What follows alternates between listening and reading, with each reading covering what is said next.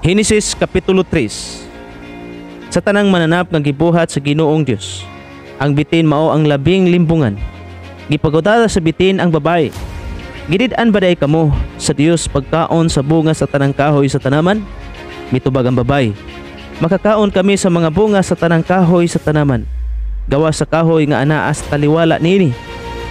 Gidid-an kami sa Dios sa pagkaon ug bisan gani sa paghikap ni anang kahoya. Kung supako namo kini, mamatay kami. Mingon ang bitin, dili tinuod nga mamatay kamo.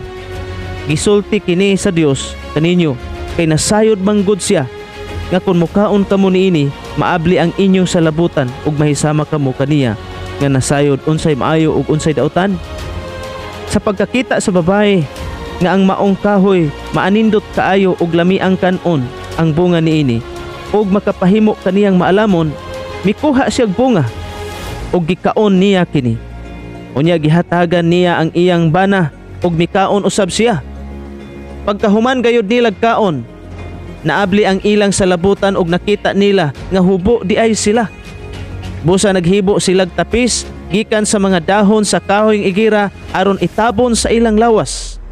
Sa pagsalop na sa adlaw, nadungog nila ang Ginoong Dios nga naglakaw sa tanaman, busa itago sila sa kakahuyan. Apan ang lalaki gitawag sa Ginoong Dios, hain ka ba? Ang lalaki mitubag, nadungog ko ang imong paglakaw sa tanaman, ug giabot ako kahadlok ug mitago ako kay hubo man ako. Kinsay nagsulti kanimo nga hubo ka? Nangutana ang Dios, mikaon ka ba sa bunga sa kahoy nga gidili ko kanimo? Ang lalaki mitubag, ang babae nga gihatag mo kanako mao'y naghatag kanako sa bunga sa maong kahoy ug mikaon ako niini. Ang Ginoong Dios nangutana sa babae, nganong gibuhat mo man kini?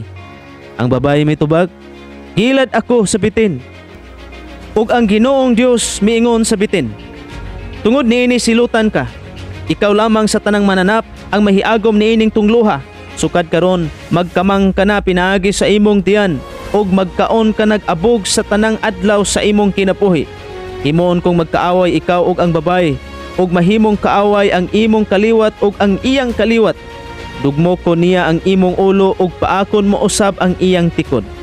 Ug moingon siya sa babae, dugangan ko ang imong kalisdanan inig panamkon mo, ug ang kasakit nga imong bation inig panganak nimo.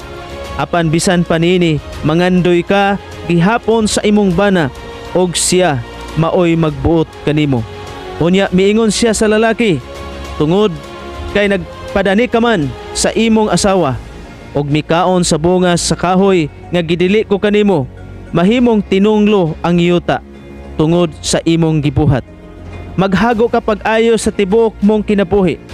Una pa kini mohatag og igong abot alang kanimo. Moturok sa yuta ang mga sampinit ug mga sagbot alang kanimo, ug magkaon ka sa mga bunga sa mga tanom sa kapatagan. Magpatulo ka sa imong singot ug maghago pag-ayo. Una pa mohatag kanimog abot ang yuta. Hangtod mo balik ka sa yuta nga imong gigikanan, hinimo ka gikan sa yuta ug sa yuta ka mopauli. Ginganlan sa lalaki ang iyang asawa og Eva, kay siya man ang inahan sa tanang mga tao. Ug nagbuhat ang Ginoong Dios alang kang Adan ug kang Eva ug mga sapot nga panit sa mga mananap, ug gibistihan niya sila.